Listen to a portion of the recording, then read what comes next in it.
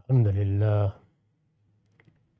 للہ رب العالمین والصلاة والسلام علی محمد الامین اعوذ باللہ من الشیطان الرجیم بسم اللہ الرحمن الرحیم۔ خواتین و حضرات، ہم سورہ انبیاء کی آیت 62-63 سے سورہ کا مطالعہ کر رہے ہیں۔ سیدنا ابراہیم کا استدلال زیر بحث ہے۔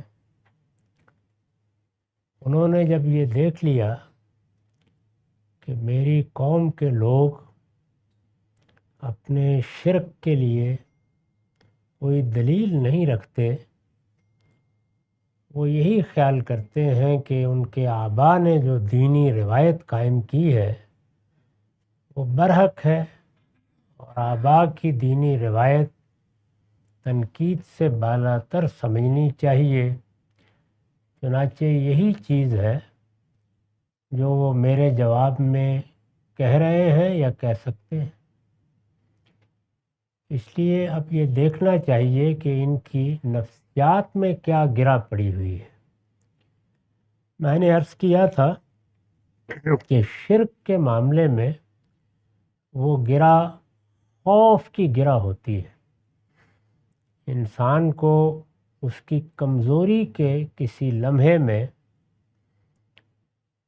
ایسا کوئی خوف گرفت میں لے لیتا ہے جس سے شرک کی بنیاد پڑ جاتی ہے۔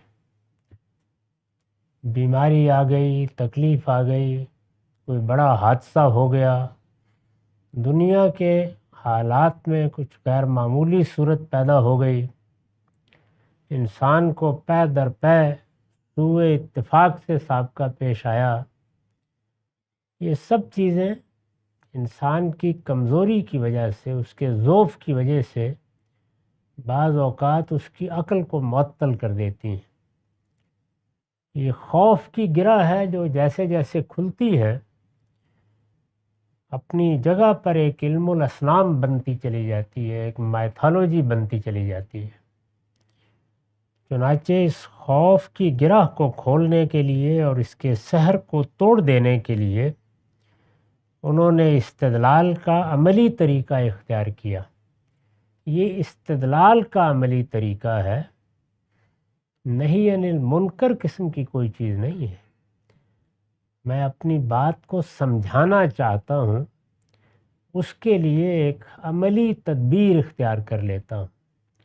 وہی انہوں نے اختیار کی، اور جس طرح کہ پچھلی نشست میں بیان ہو چکا ہے، بتوں کے سر کاٹ دیے، ان کو ریزہ ریزہ کیا، اور بڑے بت کے کندھے پر کلہاڑا رکھ دیا۔ یہ ایک ایسی غیر معمولی تصویر بن گئی جو زبان حال سے ساری داستان سنا رہی تھی۔ چنانچہ جب لوگوں نے اگلے دن ان سے پوچھا تو انہوں نے جواب دیا کہ اسی بڑے نے توڑا ہوگا، یہ اسی کی کارستانی ہوگی، ان سے پوچھ لو اگر یہ بولتے ہوں۔ بعض لوگوں نے اس کو جھوٹ قرار دیا ہے۔ یہ حقیقت ہے کہ اس طرح کے جملے کو جھوٹ کوئی ملائے مکتبی ہی قرار دے سکتا ہے۔ یہ نہایت خوبصورت تعریض ہے، استدلال کا نہایت دلاویز طریقہ ہے جو انہوں نے اختیار کیا۔ چنانچہ اس پر میں نے حاشیہ لکھا ہے، اس فقرے میں نہ خوف کا کوئی شائبہ ہے، نہ اسے جھوٹ قرار دیا جا سکتا ہے۔ یعنی جب انہوں نے اعتراف کرنے کے بجائے کہ یہ کام میں نے ہی کیا ہے، یہ کہہ دیا کہ کبیرہم ھذا بل فعلہ کبیرہم ھذا فاسألوہم ان کنتم ان کانوا ینطقون۔ ابراہیم نے جواب دیا بلکہ ان کے اس بڑے نے کی ہوگی، تو انہی سے پوچھ لو اگر یہ بولتے ہوں۔ یہ کسی نہ خوف کی وجہ سے کہی گئی بات ہے، نہ اس میں کوئی جھوٹ کا شائبہ ہے۔ اس فکرے میں نہ خوف کا کوئی شائبہ ہے، نہ اسے جھوٹ قرار دیا جا سکتا ہے۔ جن لوگوں نے اسے خوف یا کذب پر محمول کیا ہے، یعنی بعض لوگوں نے خیال کیا ہے کہ یہ مصلحت کے لیے ابراہیم علیہ السلام نے ایک جھوٹی بات کر دی، اور بعض نے یہ خیال کیا ہے کہ وہ ڈر گئے اور خوف کی وجہ سے انہوں نے اعتراف نہیں کیا۔ یہ دونوں ہی باتیں بالکل بے معنی، بالکل غلط اور آخری درجے کی بے ذوقی کا نمونہ ہے۔ جن لوگوں نے اسے خوف یا کذب پر محمول کیا ہے، ان کے بارے میں اس کے سوا کیا عرض کیا جا سکتا ہے کہ سخن شناس نہیں دلبرا خطا انجاز، بات کو سمجھنے کا سلیقہ نہیں رکھتے۔ ان کے ہاں بات بھی منطق اور ریاضی ہوتی ہے، بات میں طنز، تعریض، مزاح، ایک خاص طریقے کی تلمیح، یہ سب حسن بیان کے مختلف پہلو ہیں۔ اس کو اگر تعبیر کر سکتے ہیں، یعنی اگر اس جملے کی حقیقت کو کھولا جائے، اس کو اگر تعبیر کر سکتے ہیں تو استاذ امام کے الفاظ میں ایک لطیف طنز، ایک پرمعنی استہزاء اور ایک حکیمانہ استدراج سے تعبیر کر سکتے ہیں۔ یعنی طنز میں آخری درجے کی لطافت پیدا کی جائے تو یہ جملہ وجود میں آئے گا۔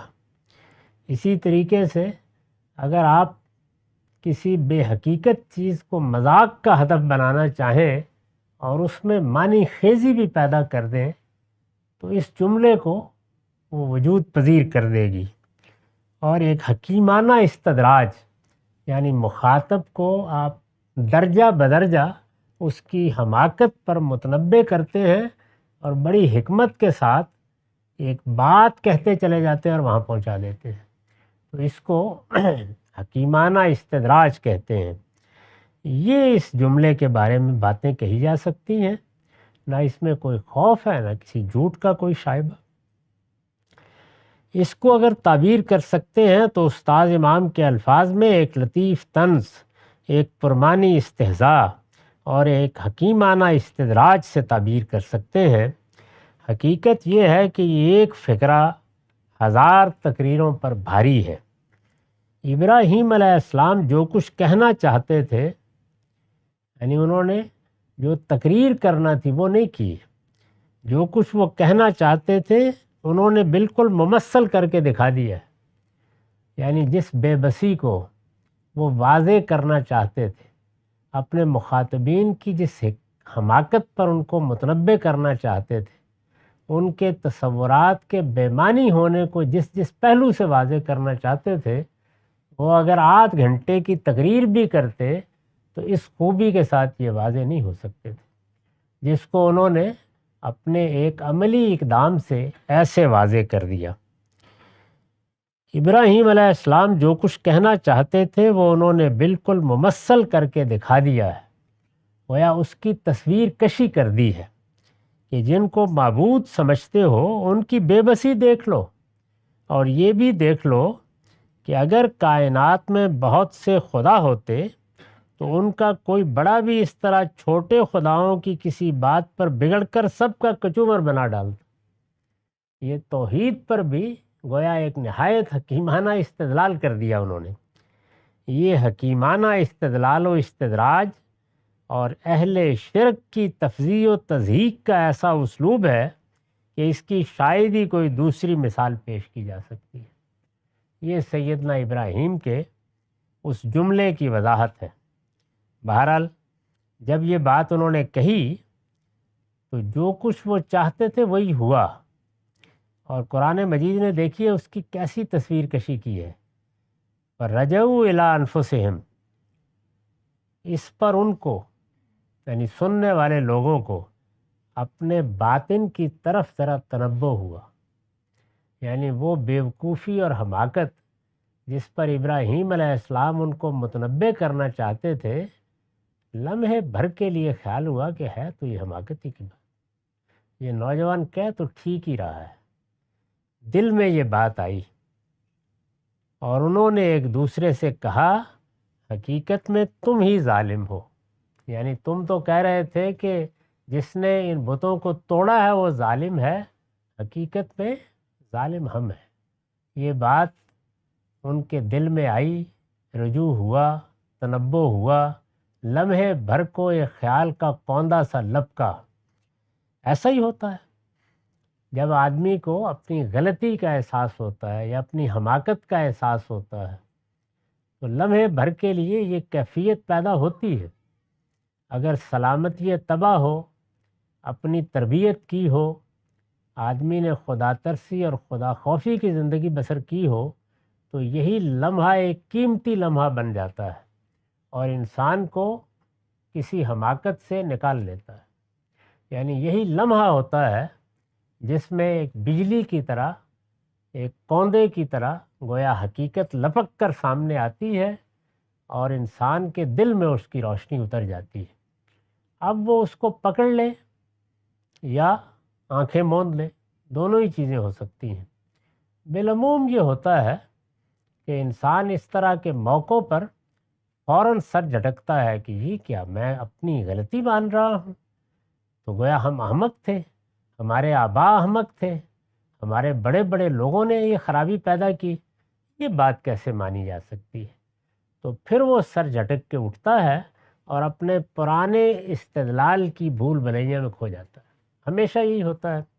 تو یہ قرآن نے اس نفسی تصویر کو نمایاں کیا ہے کہ اس وقت کیا ہوا پھر جب اتنی غیر معمولی بات انہوں نے کہی، ایسا طنز کیا کہ گویا جا کے دلوں میں ترازو ہو گیا، بات سننے والوں پر واضح ہو گئی، لیکن اندر ہی اندر ایک کیفیت گزری، اعتراف بھی ہوا، انہوں نے ایک دوسرے کو یہ کہہ بھی لیا حقیقت میں تم ہی ظالم، یعنی تم تو بتوں کے توڑنے والے کو ظالم کہہ رہے تھے، ظلم تم نے اپنی جانوں پر کیا ہے کہ ایسی احمقانہ چیز عقیدے کے طور پر اختیار کر لی ہے جس کی سرے سے کوئی حقیقت ہی نہیں ہے۔ اس پر میں نے لکھا ہے، مطلب یہ ہے کہ تم بتوں کے توڑنے والے کو ظالم کہہ رہے تھے، لیکن اس نوجوان نے جس حقیقت کی طرف توجہ دلائی ہے اس سے تو یہی واضح ہو رہا ہے کہ ظالم وہ نہیں بلکہ ظالم تم خود ہو جو ان گونگے اور بہرے پتھروں کو معبود بنائے بیٹھے ہو۔ لمحے بھر کے لیے اعتراف بھی ہو گیا، لیکن پھر کیا ہوا؟ وہی بات جو میں نے عرض کی کہ حقیقت ایک بجلی کے کوندے کی طرح لپکتی ہے، اس کو انسان کو آگے بڑھ کے پکڑنا ہوتا ہے۔ اس کے لیے سلامتی طبع بھی چاہیے، تربیت بھی چاہیے، انسان میں حوصلہ اور ہمت بھی چاہیے۔ وہ پکڑ لیتا ہے تو پھر دنیا کی کوئی طاقت بھی اس کو کسی باطل پر قائم نہیں رکھ سکتی۔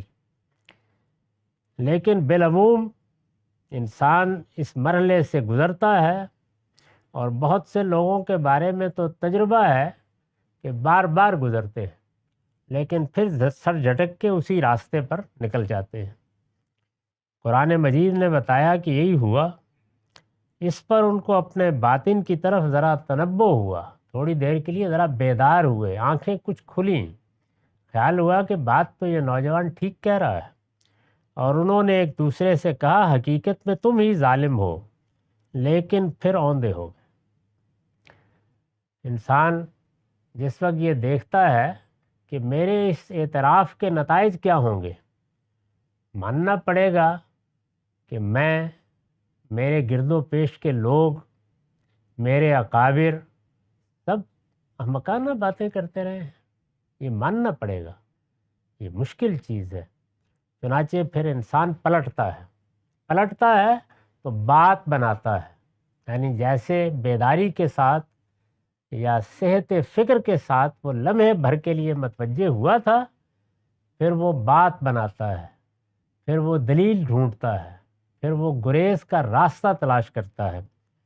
اس کا نتیجہ یہ نکلتا ہے کہ وہ جیسے روشنی کی طرف لپک رہا تھا، یک بیک لگتا ہے کہ جیسے اس نے اپنا رخ پلٹ کر اپنی گدی اس کی طرف کر لی اور منہ دوسری طرف پلٹا لیا ہے۔ یہ جو کیفیت ہے اس کو قرآن مجید نے ثم نکسوا علی رؤوسہم میں ادا کیا ہے، یعنی پھر ان کے چہرے پلٹ گئے، پھر وہ اوندے ہو گئے۔ لیکن پھر اوندے ہو گئے اور بولے تمہیں معلوم ہی ہے کہ یہ بولتے نہیں ہیں، یعنی کیسی باتیں کر رہے ہو، یہ کہہ رہے ہو کہ ان سے پوچھ لو اگر یہ بولتے ہو، تمہیں نہیں معلوم، تم بھی جانتے ہو کہ یہ بولتے نہیں ہیں۔ اسی سے اندازہ کر لیجئے کہ یہ اوندے ہو کر آدمی جب استدلال کرتا ہے تو کیسی احمقانہ بات کر گزرتا ہے۔ بعض اوقات اعتراف انکار کے اسلوب میں ادا ہو جاتا ہے، اور یہی ہوا ہے یہاں، لیکن پھر اوندے ہو گئے۔ اس پر میں نے لکھا ہے یعنی ذرا دیر کے لیے انہوں نے آنکھیں کھولیں، لیکن اس کے بعد فوراً ہی عصبیت کے جذبات ابھر آئے۔ عصبیت کا مطلب یہ ہوتا ہے کہ جن چیزوں سے میں زندگی بھر وابستہ رہا ہوں وہ میرے افکار بھی ہوں گے، میرے خیالات بھی ہوں گے، پھر ان افکار اور خیالات کے ساتھ ایک تاریخ بن جاتی ہے۔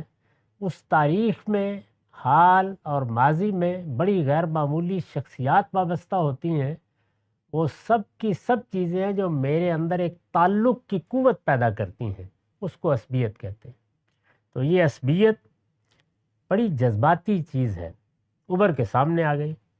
یعنی ذرا دیر کے لیے انہوں نے آنکھیں کھولی، لیکن اس کے بعد فوراً ہی عصبیت کے جذبات ابھر آئے اور ان پر جہالت سوار ہو گئی۔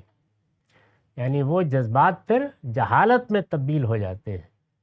جس طرح میں نے پچھلی نشست میں عرض کیا تھا کہ سیدنا ابراہیم علیہ السلام نے جب ان سے سوال کیا ہے، پہلا سوال، تو اس کے جواب میں انہوں نے کہا کہ یہ ہمارے آبا کی روایت ہے۔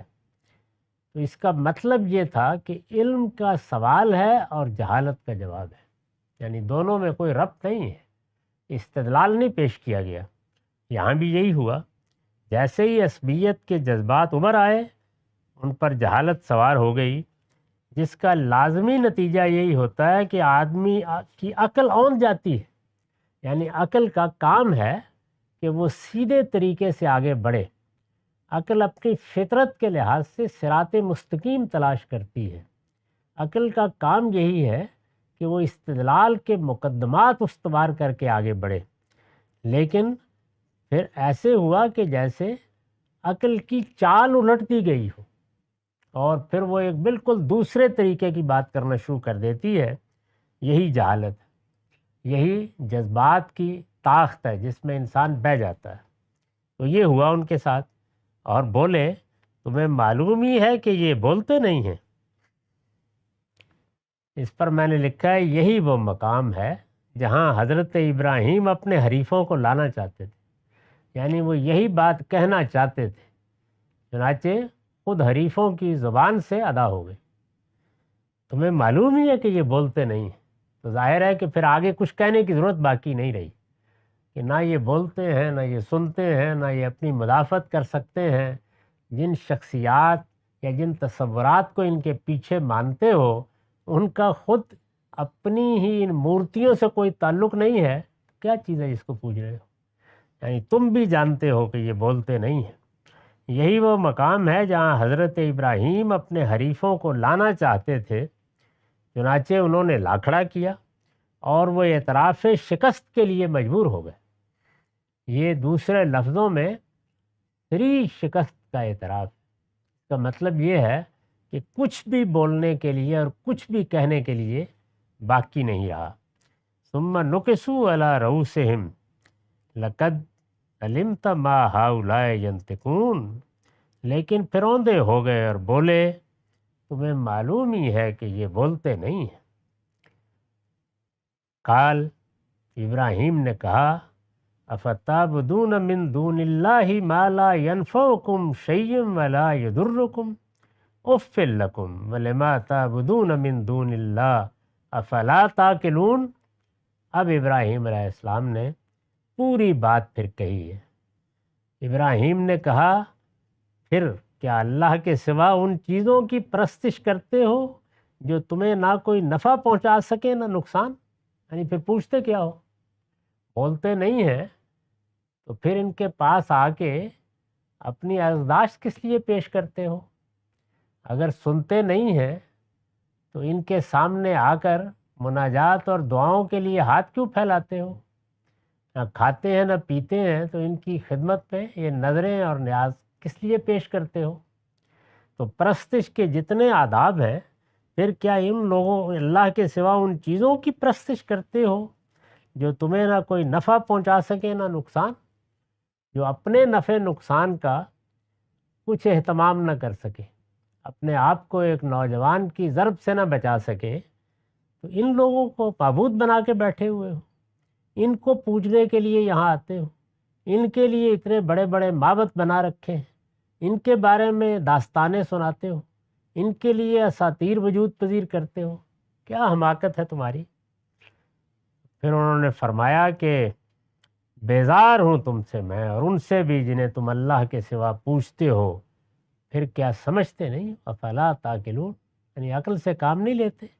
یہ سب مانتے ہو، یہ جانتے ہو کہ بولتے نہیں ہیں، تم نے اعتراف کر لیا اس کے کچھ نتائج ہیں، وہ عقلی نتائج تو سامنے پڑے ہوئے ہیں، پیش پا افتادہ ہیں، یہ کیا بات ہے؟ پھر اس کے بعد اوندے ہو جاتے ہو، اتنی سی بات سمجھ میں نہیں آتی؟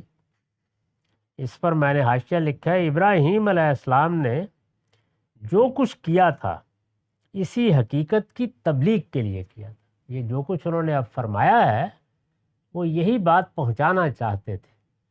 جب انہوں نے بے بسی کے اس مقام تک ان کو پہنچا لیا کہ جہاں اب بات کرنے کی گنجائش نہیں رہی، تو پھر سخت تنبیہ کے انداز میں یہ کہا کہ یہ ہیں جن کی پوجا کے لیے تم مجھ سے بات کرتے ہو، توف ہے تم پر، یہ تو صرف بیزاری ہی کی چیز ہے، ان کی طرف میں التفات کروں، میں ان کی پرستش کروں؟ یہ تمہاری عقل اگر ماری گئی ہے تو میرے بارے میں کیا خیال کر رہے ہو؟ تو اپنی بیزاری کا اظہار کرتے ہوئے انہوں نے ان کو توجہ دلائی۔ استاذ امام لکھتے ہیں، یہ تقریر، یعنی یہ جو انہوں نے چند جملوں میں اپنی بات کہی ہے، یہ تقریر ظاہر ہے کہ بتوں کی بے بسی کو اس طرح آشکارا کر دینے کے بعد جتنی مؤثر ہو سکتی تھی اس کے بغیر اتنی مؤثر نہیں ہو سکتی۔ یعنی یہی تقریر اگر اس سے زیادہ وضاحت کے ساتھ اور صراحت کے ساتھ بھی کی جائے تو مخاطب 10 باتیں کرنے کے لیے راستے نکال لے گا، لیکن انہوں نے اپنی بات کو ایسے ممثل کر کے دکھا دیا کہ اب مخاطبین کے لیے کوئی گنجائش باقی نہیں رہ گئی۔ اس کے بغیر اگر یہی بات ان کے سامنے لائی جاتی تو وہ اس کے جواب میں 100 باتیں بنا سکتے تھے، لیکن اب جب کہ وہ پاش پاش ہو کر سامنے پڑے ہوئے، یعنی ان کے بت، ان کے معبود، لیکن اب جب کہ وہ پاش پاش ہو کر سامنے پڑے ہوئے اپنی زبان حال سے اپنی بے حقیقتی اور بے بسی کی کہانی خود ہی سنا رہے تھے، تو ان کے پجاری ان کی حمایت میں کیا چیز پیش کر سکتے؟ کسی کے پاس بھی کچھ کہنے کے لیے باقی نہیں رہا، اور جب کچھ کہنے کے لیے باقی نہ رہے تو پھر رد عمل پیدا ہوتا ہے۔ رد عمل کی صورتیں حالات کے لحاظ سے مختلف ہوتی ہیں۔ اگر اس طرح کے روایت پرستوں کے پاس اقتدار ہو، طاقت ہو، تو پھر وہ عدالت لگاتے ہیں، پھر وہ سزائیں دیتے ہیں، پھر وہ پیغمبروں تک کو قتل کرنے سے باز نہیں آتے، جس طرح کے بنی اسرائیل کی تاریخ میں ہم دیکھتے ہیں، اور خود رسالت مآب کے بعد مسلمانوں کی تاریخ سے بھی اس کی مثالیں پیش کی جا سکتی ہیں۔ اور اگر طاقت نہ ہو، اقتدار نہ ہو، تو پھر الزام تراشی ہوتی ہے، پھر طرح طرح کے بہانے تراشے جاتے ہیں، پھر دوسروں کی نیتوں اور ان کے محرکات پر حملے کیے جاتے ہیں، پھر ان کے استخفاف کی راہیں نکالی جاتی ہیں، پھر یہ دوسرے حربے ہیں جو عام طور پر لوگ اختیار کرتے ہیں۔ یہ چونکہ ایک قبائلی معاشرت ہے، اس میں مذہبی لوگوں کے پاس بڑی طاقت ہوتی ہے، تو چنانچہ جو طاقتوروں کا رد عمل ہے وہی ہوا۔ بات جب یہاں پہنچ گئی، یعنی کہاں پہنچ گئی؟ جہاں دلیل ختم ہو گئی، یہاں اب بات کرنے کی گنجائش نہیں رہی۔ آخری درجے میں سیدنا ابراہیم نے اپنا مدعا واضح کر دیا۔ جب یہ ہو گیا، قالوا حرقوہ وانصروا آلہتکم ان کنتم فاعلین، اس پر وہ بولے کہ اگر کچھ کرنے کا ارادہ ہے، اگر کچھ کرنے کا ارادہ ہے، یہ قرآن مجید نے ایک شرطیہ جملے میں پوری داستان بند کر دی ہے۔ مطلب یہ ہے کہ اس کے بعد شور و غوغا ہو گیا، آپس میں استدلال شروع ہو گیا، کسی نے یہ کہا کہ اس نوجوان کے ساتھ یہ ہونا چاہیے، کسی نے کہا وہ ہونا چاہیے۔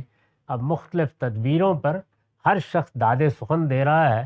جب اس طرح کی ہنگامہ آرائی ہوئی اور اس میں مختلف تدبیریں زیر بحث آ گئیں کہ یہ سخت گستاخ ہمارے ہاں پیدا ہو گیا ہے، اس نے یہ کیا بات کر دی ہے، دیکھیے آزر کا بیٹا ہے اور کس طریقے سے ہمارے بتوں کی اس نے توہین کی ہے۔ یعنی اب دلیل چونکہ ختم ہو چکی ہے تو اہانت، توہین، اہانت کا مقدمہ، توہین کا مقدمہ، اب صورتحال بالکل دوسری ہو گئی۔ اس میں قرآن مجید نے ظاہر ہے کہ اس غوغا کو نقل نہیں کیا، خلاصہ کر دیا اس میں کہ بات جب یہاں تک پہنچی تو لوگوں نے کہا کہ اگر کچھ کرنے کا ارادہ ہے، یعنی اگر فی الواقع اس نوجوان کا کوئی علاج کرنا ہے، سنجیدہ ہو تم لوگ، تو ہم بتاتے ہیں کیا کیا جائے۔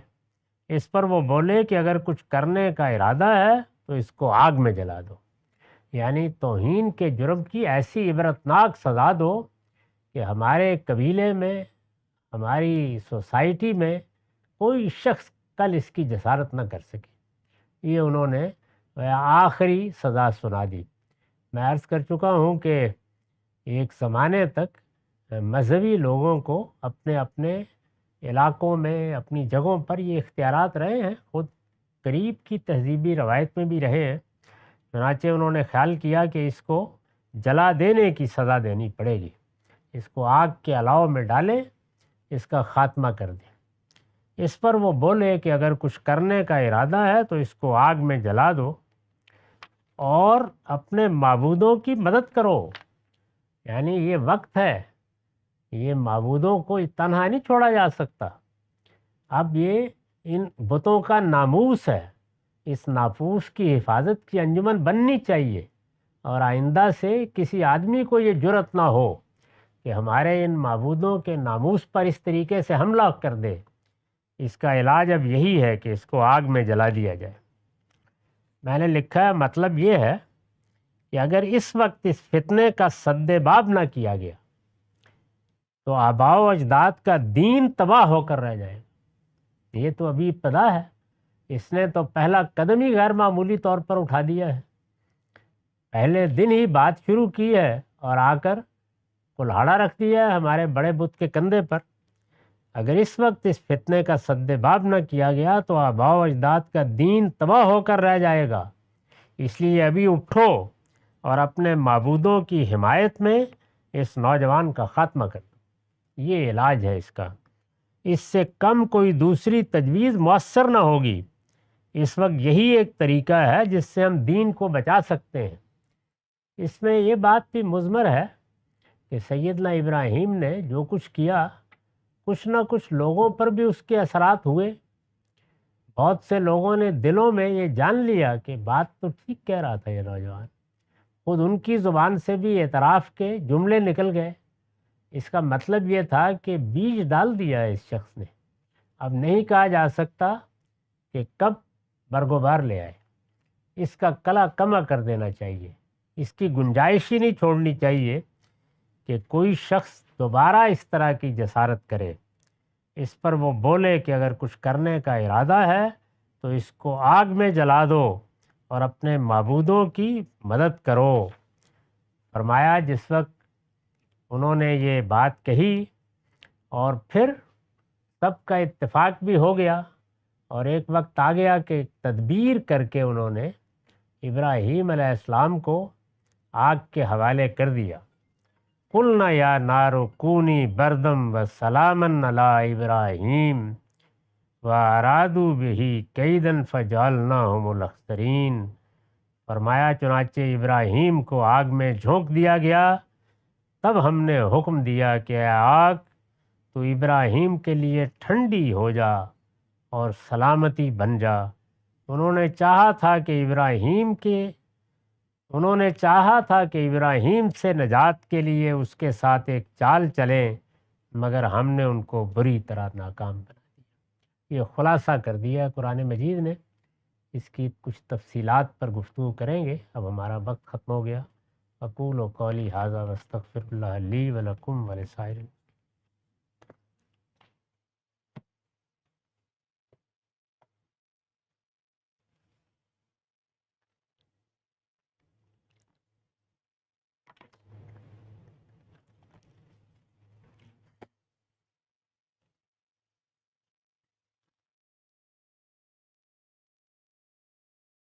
بسم اللہ الرحمن الرحیم۔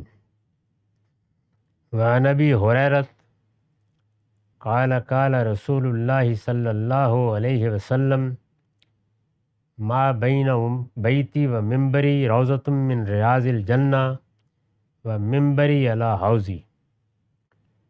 یہ بخاری اور مسلم دونوں کی روایت ہے، جہاں اس کا رقم ہے 694۔ ابو ہریرہ بیان کرتے ہیں کہ رسول اللہ صلی اللہ علیہ وسلم نے فرمایا، یہ میرے گھر اور میرے ممبر کے درمیان میں جو جگہ تم دیکھ رہے ہو، اس کو جنت کے باغوں میں سے ایک باغ بنا دیا جائے گا۔ یہ زمین جس پر ہم رہتے ہیں، قرآن مجید نے بتایا ہے کہ یہ ختم نہیں ہو جائے گی، بلکہ اس زمین کو اور اس کے ساتھ دوسرے تمام اجرام فلکی کو، بلکہ پوری کائنات کو اللہ تعالیٰ اٹھا کر ایک نئی کائنات میں تبدیل کر دیں گے۔ اس کو اسی طرح بیان فرمایا ہے، یوم تبدل الارض غیر الارض والسماوات۔ قیامت کے دن ہم زمین کو اور ان سب آسمانوں کو اور اس پوری کائنات کو، بلکہ سب کی سب کائناتوں کو اٹھائیں گے اور اٹھا کر ایک نئی کائنات میں اور ایک نئی زمین میں تبدیل کر دیں گے۔ یہ تبدیلی جب ہوگی تو اس کا مطلب یہ ہے کہ جو اس کا مادہ ہے، جس سے جب قوت کا ظہور ہوتا ہے تو مختلف مخلوقات وجود پذیر ہوتی چلی جاتی ہیں، وہ مادہ اپنی جگہ قائم رہے گا اور وہی اس کائنات کا مادہ بن جائے گا۔ اس میں اللہ تعالیٰ بعض جگہوں کو، بعض مقامات کو یہ شرف بھی عطا فرمائیں گے کہ جب ہر چیز درہم برہم کی جائے گی اور اس کو اٹھا کر جمع کر دیا جائے گا، جیسے فرمایا جمع الشمس والقمر، یعنی سورج اور چاند کو بھی ہم اٹھا کے جمع کر دیں گے، ایک نئی دنیا میں تبدیل کریں گے، تو اس موقع پر بعض مقامات محفوظ رکھے جائیں گے اور ان کو اس نئی دنیا کا بینی حصہ بنا دیا جائے گا۔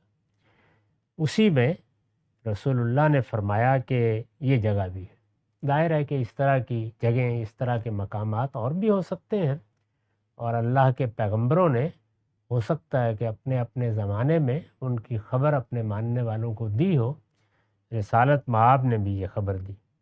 اس میں شبہ نہیں ہے کہ اللہ تعالیٰ نے اس سرزمین کا، جس کو ہم مکہ کہتے ہیں، انتخاب کیا۔ پھر اسی کے انتخاب کے نتیجے میں ایسے حالات پیدا ہوئے کہ رسالت مآب صلی اللہ علیہ وسلم یثرب چلے گئے۔ اس طرح آپ کا مستقر بننے کا شرف اس سرزمین کو حاصل ہوا۔ آپ کی دعوت وہاں برگ و بار لائی، اس میں بہت غیر معمولی معرکے ہوئے۔ وہی جگہ ہے کہ جہاں پھر آپ دنیا سے رخصت ہوئے اور آپ کو وہاں دفن کیا گیا۔ تو یہ جگہ کیا ہے؟ اس میں اگر آپ دیکھیں تو جس جگہ پر رسالت مآب صلی اللہ علیہ وسلم کا ممبر رکھا گیا ہے، اس کے بالکل ساتھ ہی آپ کا مصلی ہے۔ وہ جگہ موجود ہے، اس کو اسی طرح متعین رکھا گیا ہے جہاں آپ نماز پڑھاتے تھے۔ سیدنا صدیق نے صرف یہ کیا ہے کہ آپ کی سجدے کی جگہ پر دیوار کھڑی کر دی ہے تاکہ وہاں کسی کے پاؤں نہ آئیں۔ اس طرح آپ تھوڑا سا پرے ہو کر، عام طور پر امام جماعت کی قیادت کرتا ہے۔ تو رسالت مآب صلی اللہ علیہ وسلم کا حجرہ اگر آپ کھڑے ہوں تو آپ کے بائیں ہاتھ آئے گا، اور وہی جگہ ہے جہاں سے آپ چل کے روزانہ نماز کے لیے آتے تھے، مسجد میں بیٹھتے تھے، بات کرتے تھے۔ گویا آپ کے قدم اس سرزمین پر پڑتے رہے ہیں، اسی میں زیادہ تر مجالس ہوئی ہیں، اور وہی جگہ ہے جس کو اب متعین رکھا ہے مسلمانوں نے، اس کا اندازہ بھی کیا جا سکتا ہے اور ہر آدمی اس کو دیکھ بھی سکتا ہے جا کر۔ اب تو بہت ہجوم ہو گیا، لیکن لوگ وہاں بیٹھتے بھی ہیں، نوافل بھی پڑھتے ہیں۔ وہی جگہ ہے جس میں وہ ساری دعوت مختلف مراحل سے گزری ہے۔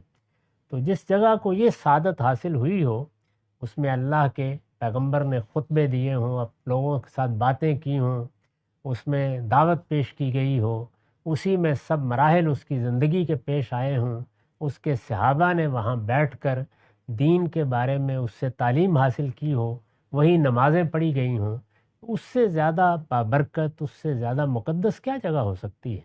تو اللہ تعالیٰ اس جگہ کو اگر یہ شرف عطا فرمائیں گے کہ اس کو بین ہی اٹھا کر جنت کا باغ بنا دیا جائے گا، تو یہ کوئی ایسی بعید بات نہیں ہے۔ چنانچہ آپ نے فرمایا کہ میرے گھر اور میرے ممبر کے درمیان جو جگہ ہے، یہ جنت کے باغوں میں سے ایک باغ بنا دی جائے گی۔ وہ ممبری علی حوضی، اور یہ میرا ممبر جس پر میں کھڑے ہو کر خطبہ دیتا ہوں، بات کرتا ہوں، تمہاری تعلیم تربیت کا اہتمام کرتا ہوں، یہ جب میرا حوض بنایا جائے گا وہاں، تو اس پر رکھ دیا جائے گا، یعنی اس دن بھی میں اسی پر کھڑا ہو کر لوگوں سے بات کروں گا اور ان کو سیراب کروں گا۔ تو یہ آپ نے فرمایا کہ اس سرزمین کو اللہ تعالیٰ نے شرف عطا فرمایا۔ وعن ابن عمر قال کان النبی صلی اللہ علیہ وسلم یاتی مسجد قباء کل سبت ماشین و راکبہ ویصلی فیہ رکعتین۔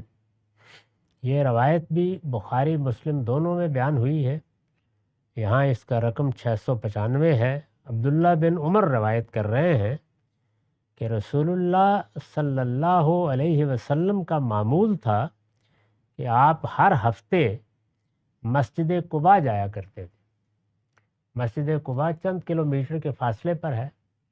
یہ وہی جگہ ہے جہاں سب سے پہلے جا کر آپ نے پڑاؤ کیا تھا۔ اسی جگہ مسلمانوں نے یہ پہلی مسجد بنائی تھی۔ وہ جب شروع میں آئے تو اسی جگہ سے انہوں نے اپنی دعوت کی ابتدا کی تھی۔ یہ مسجد نبوی سے بھی پہلے بنائی گئی۔